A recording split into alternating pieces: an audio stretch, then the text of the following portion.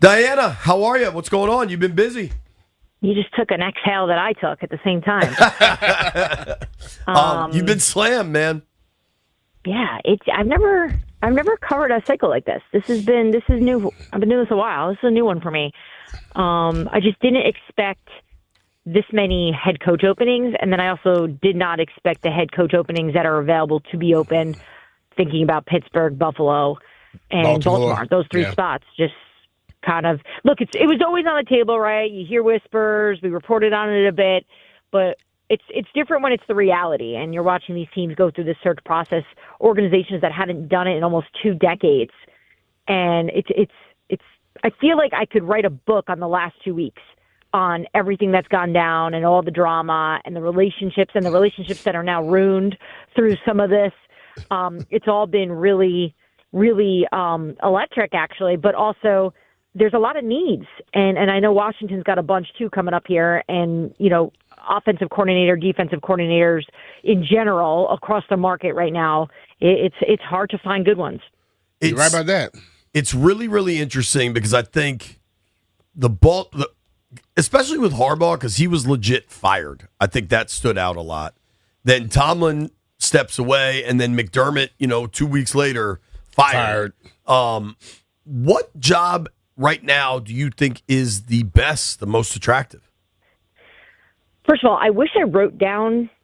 I'm not a journaler. I guess I could go back to my Twitter, but I wish I kept track of everything, because remember there was a time when Mike McDaniel wasn't going to lose his job and he was staying in Miami. Yeah.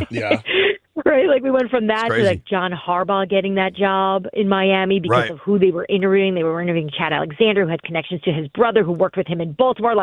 All these little connectors. And then we come to find out that John wanted New York the entire time. And I think Harbaugh actually has the best job of all the ones that have been available and that are out there. I'd say Buffalo's probably look, it's Josh Allen, so it's hard to say that that's not a great job. You're going to the playoffs every year. But I think in terms of ownership and the way the roster is built in New York, I think that was a really good place for him to step in and have immediate success and make some of those changes that I think he's going to be able to bring. Buffalo, look, we see the roster, which I know we could probably talk all about why they kept Brandon Beane if the roster isn't that sharp, but they've still gone to the playoffs every year. So I think a lot of coaches are interested in trying to grab that one. And the one, and I'm sure you guys understand it, the one that I think is most intriguing to me is Baltimore, because I can't believe there'd be any hesitation with the way that front office is. They're excellent.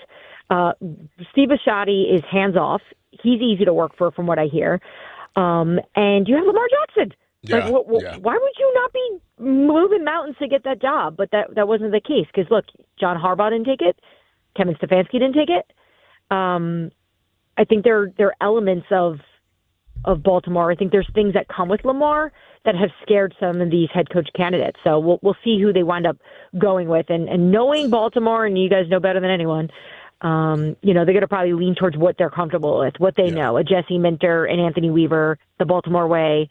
Obviously, Weaver being a former Raven himself, Minter being on that staff years ago. So that would make the most sense. Looking at, Josh Allen, yes, I say that that's a good job. But watching that fiasco yesterday, what real coach want to put themselves in that situation? Terry Pagula isn't a bad owner, and Brandon Beane's not a bad GM across the league in terms of how people see them. That was the worst. That was the worst version of them that I've seen. And they know it too. This isn't they have good awareness. They knew they bombed that. They bombed it for sure. Some of it's just PR, right? Let's just start with let's play communication directors right now. If we were in control and we found out that Sean McDermott, who is loved and has taken this team to the playoffs and is a good leader and respected and classy and has family in their city, in their town, and you guys know Buffalo, it's a small little town. If you're going to fire the guy, you're going to put out a press release to fire him separately than putting in the press release that you're, also going to give a promotion to the general manager, all in one release, right? Whereas if you just separate it and maybe even give it a 24-hour period, I think people could take it better. But Brandon Beane immediately became the enemy when you saw that, because you're like, well, look at this guy trying to climb the ladder, right? Like, he was obviously in the owner's ear talking bad about McDermott. He got a promotion. So I think that was one thing I'd do different. And then the other would be, I've learned this from covering it over the years. If you're going to make a fire and even a promotion of your general manager, you don't put them together. You don't put the owner and the general manager together at the same press conference, because then the owner is in a position where they have to defend the general manager to his right. Like, you don't want anyone being defensive. So keep the owner in a separate press conference. Again, this is all little and stupid, and if you're listening, you're like, who cares? But it's important because you're speaking to the fans, and you're also speaking to the league. Do we know what we're doing? And Buffalo's a joke right now, and that's not really who they are. So now they're going to have to recover, and hopefully making a good hire helps kind of fix some of the mistake that they made yesterday. Who do you think gets that Bills job? Would it actually be Daboll? By the way, you think Sean's shaking in his shoes right now? Like, God, Rossini's kind of good at this PR thing.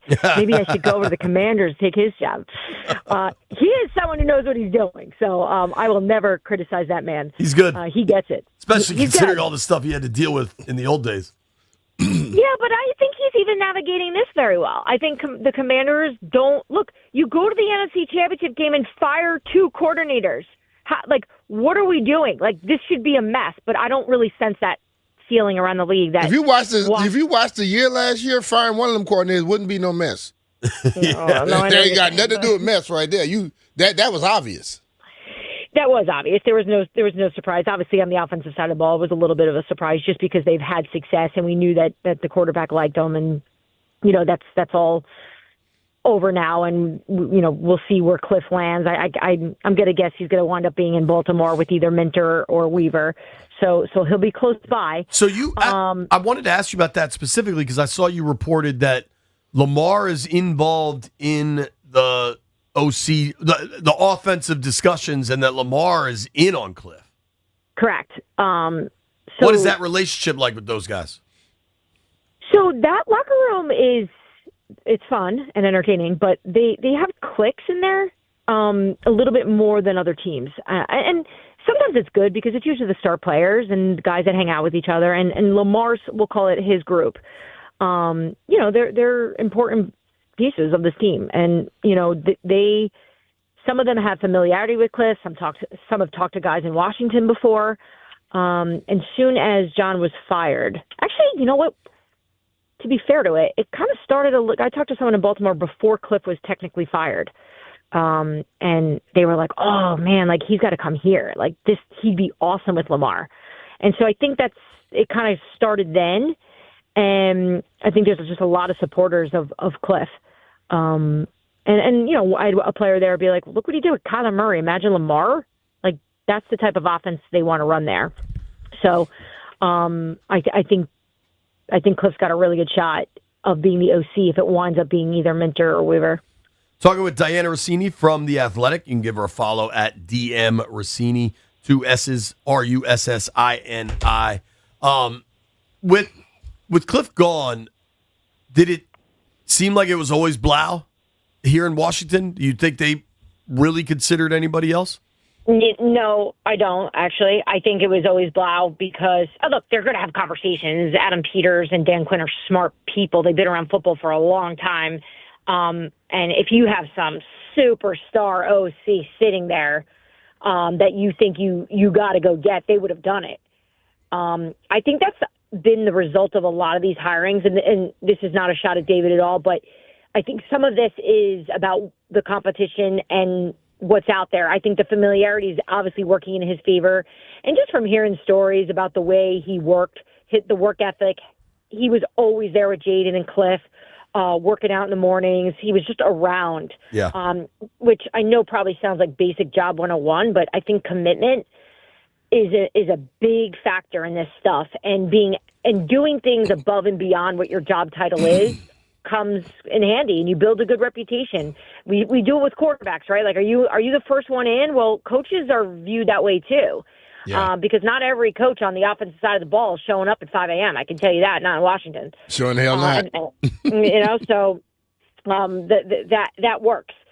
So I think they have a good plan. They feel comfortable with him, and I think it's a great hire. I'm excited to see what this is going to look like. What about in Washington on the defensive side of the ball? I never thought the Brian Flores thing was going to happen. Sure enough, it didn't. Ulbrich staying in Atlanta. They're kind of starting to interview some dudes that aren't, that don't have the experience in Al Harris and Carl Scott. Like, where do you think they end up going? Yeah, you have Al Harris. He's familiar with the NFC East, right, from the time with the Cowboys. He was on that staff. He's in Chicago who, hey, let's go Bears there, right? They had the most turnovers in the league this year. Brian, you know better than any of us, right? Like we know that's not always scheme and coaching, but there's something there, right? Like the players are a big part of that. Some of it's luck. Dan Quinn could probably speak to it best, right? With when he was in Dallas. Jonathan Gannon, I mean, he is somebody, like, I know we kind of laugh at some of the goofiness, and he didn't have the most success in Arizona, but I mean, he was loved in Philadelphia and I know Vic Fangio is fantastic, but that is someone whose reputation as a coordinator, and I think for fans, if you can just like be patient and separate the difference between head coach and coordinator, because some of these guys are just better in these roles, and we've seen it. I think Cliff is a great example, right? Like, he's a good coordinator. He's not a great head coach.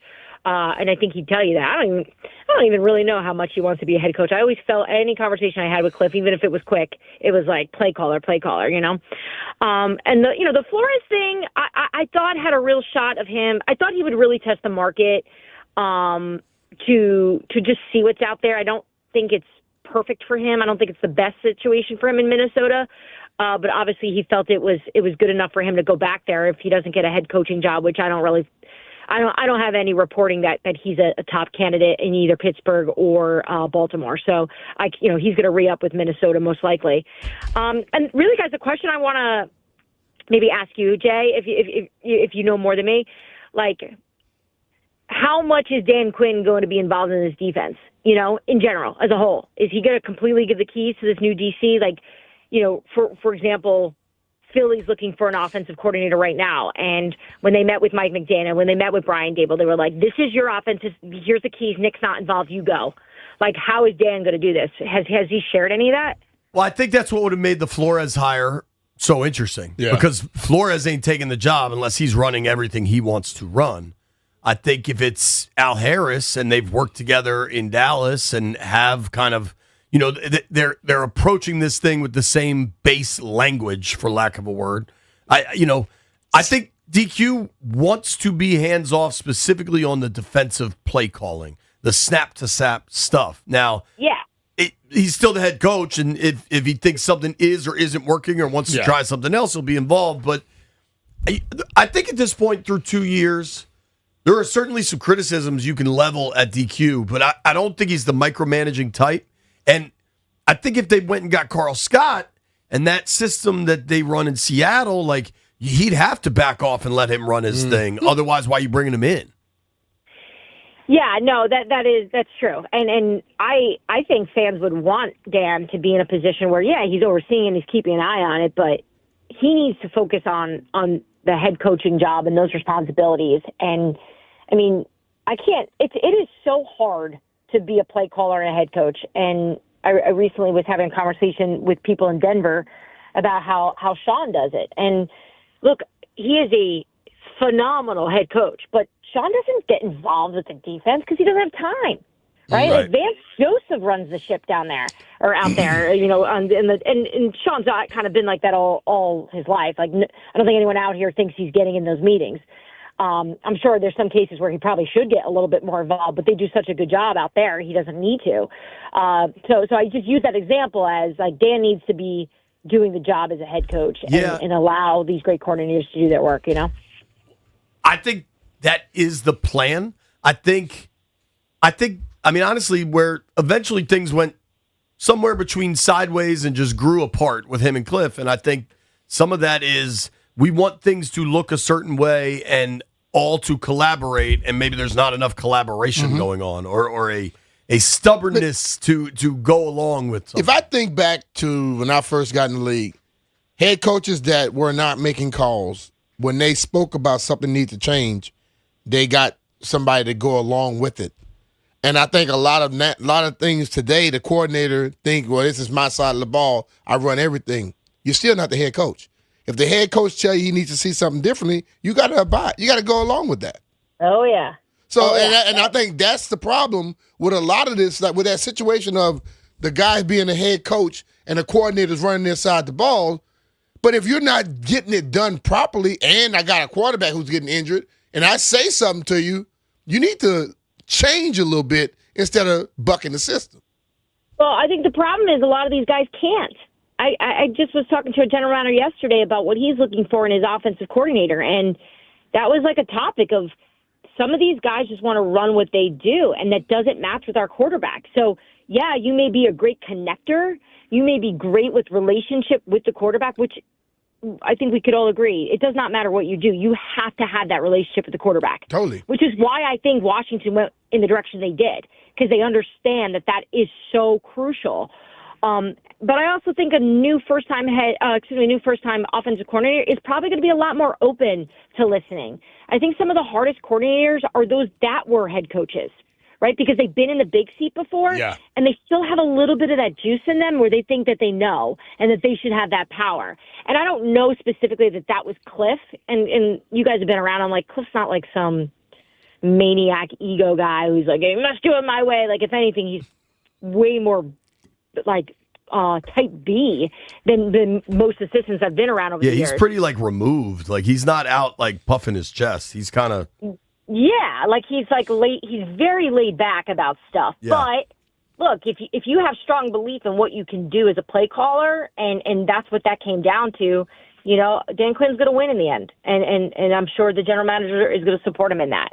But you know, look, Washington's got so much to do this offseason to get back up on his feet, because this is what's so hard when you do so well in the first year. I was in New England on Sunday night, and I was at Gillette looking around like, holy crap, like, this reminds me of when Tom was here, like Tom Brady. Like, this is exactly what it felt like.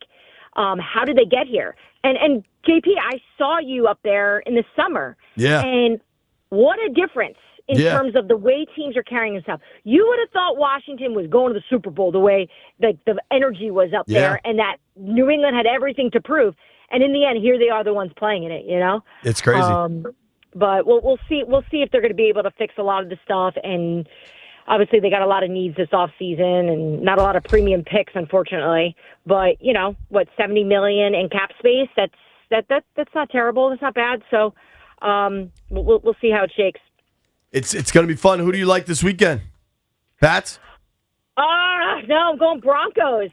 Sean Payton scares the heck out of me when he is doubted, and like, this is the best scenario. I was when I was at ESPN, I say stuck because I hate flying to New Orleans, but I covered them a lot, and there were tons of games I covered where Teddy Bridgewater had to step in for Drew Brees, and they never lost.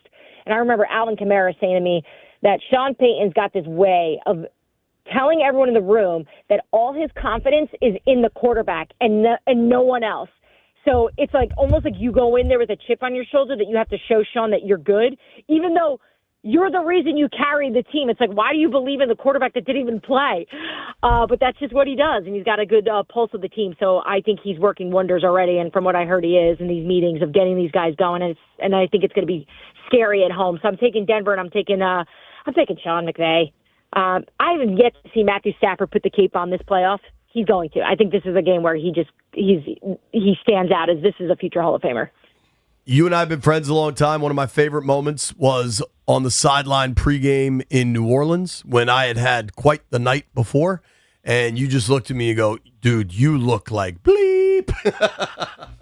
I think you and I were on that trip together, B. I was just going to say, I think I was just as guilty of you. We were together watching games, so I wasn't much better. But at the same time, I have a very good way of hiding it, and you don't. And it's the voice. You specifically called out my voice, and that maybe I should take it easy on the parliaments. Was a very specific line. Here's the thing. Then I can't believe I'm admitting this publicly, but I will post up right next to you after a few with the Parliament. I know. You know where to find me. I know. We've been there before. Thank you for the time. Seriously, I know you're slammed. We appreciate it. I love you guys. Anything for you. I'll see you soon. All right. Thank you, Dianna. Take care. Dianna Russini from The Athletic. Give her a follow at DM Russini. I mean, she's everywhere, man. Colin Cowherd got her own podcast. Just Just doing it all, man.